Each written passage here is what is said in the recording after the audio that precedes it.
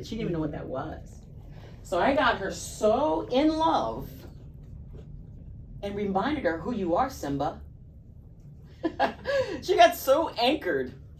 She remembered who she was. She don't have to eat worms. And I told her the whole time, I said, look, you're the hero in your success story. And I didn't give her $1. I didn't give her $1. All I had to do was get her back anchored and aligned with the best. All of a sudden, she got clarity, strategy, surrounded by the best community. It was a straight shot towards an incredible life right now. Yeah. So I agree. I don't neglect the handling. I don't neglect the heartfulness. I'm taking you to a wealthy place. Before we get to the promised land, how's your core condition? Because if your heart's jacked up, you're going to attract another narcissist. You're going to attract another. I'm just telling you my story. I don't know about everybody else. No, that makes sense. Like, I'm thinking like even with clients, like normally, yes, I do a lot of interpersonal work, which is the relationship with the self and how you view yourself and do you love yourself and all of the things. But maybe it's just a little different because in counseling, like, I guess I'm wondering how, maybe because that's how my ears are turned on, because it's like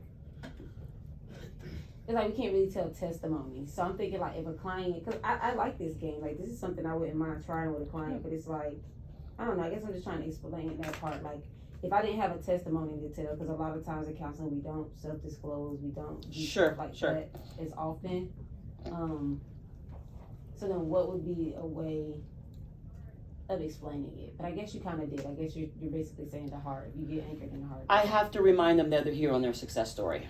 I have to get them back to a state that they've already won the worst human race possible, which is the sperm to the egg. You know what I'm saying? Mm-hmm. They won that. Oh, you're a champion. You are already more than a conqueror. You know? And then once they get that awareness, that clarity, then they're looking around, why am I living like this? Why was I thinking like that? Why did I let him talk to me like that? So it always starts from the identity anchored in love. Mm-hmm. And then getting them to define that. And one thing that this young lady will tell you, and again, I'll get her on the phone, she knows she's the hero in her success story. She doesn't need me. She knows that. She knows that she's the one that did that by prioritizing the best, by staying in love with the best, by not only prioritizing it, but marrying it, making a commitment to it. So 3 principles that I teach is pre-forgiveness, pre-gratitude, and pre-commitment to the best. Okay? If we start with pre-forgiveness, pre-gratitude, and pre-commitment to the best, what happens is, no matter situationally which things we can't change or control, we can always go back to, well, I'm already married to the best, and this ain't the best. And so it really streamlines and makes a very straight and narrow path for people, and it's healthier for them to make better choices when they understand the best still exists. Mm-hmm. The best is in love with you. Now get in love. Get back in love with the best.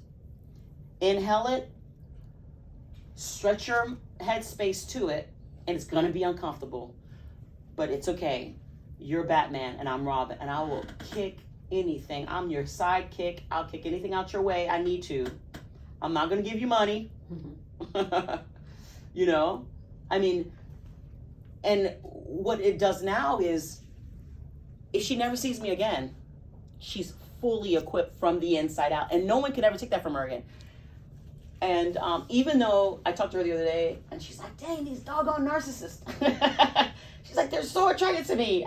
She said, why? I said, level 2. Level 2 is why you keep attracting that. So you need to renew your mind. And I agree with you. There is a Peter Pan, Never Never Land, toxic positivity where it's fake. I'm not advertising fake. Everything has to be anchored in truth and love. It has to be so sincere. We do have to address the dirty pebbles. We do have to address what's going on over here. We're not pretending this doesn't exist. Oh, this exists. That guy really was trying to ruin your life, and he almost did. She didn't want to see that. But you can see this clearer when you taste and see, this is way better than the dirty pebbles. That guy was, this jagged dirty pebbles was choking me. And when they taste the best, they're never going back to Pharaoh's house. They're never going back to bondage, you know? And so it to me, it's just about getting them to define what the best is for them. Mm-hmm. And I don't tell them what that is. Right. For me, it's the healthiest, wisest, wealthiest one.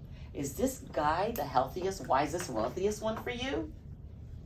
She's like, heck nah. This is the worst relationship I've ever been. I don't know why I can't get out of it. So anyway, even right now, the phase that she's in level 2. Mm-hmm. And she's aware of that, and she's okay with that because she knows the best exists and she knows where she's headed. Does that make sense? Yes. And so now she's actually excited about it. She's like, oh shoot, this is uncomfortable. Let's go. Yeah. It brings out the warrior in people when they're aware that the best is in love with them and they're backed by the best. They're not alone. Yeah. This is a great question, though. I really appreciate that. It helps me to process too, because there's things in my blind spot as well. Mm-hmm. But I've been doing this for over 20 years now. Yeah. And so it's something that I don't know what you guys hear. So I would love some feedback, please. Yeah.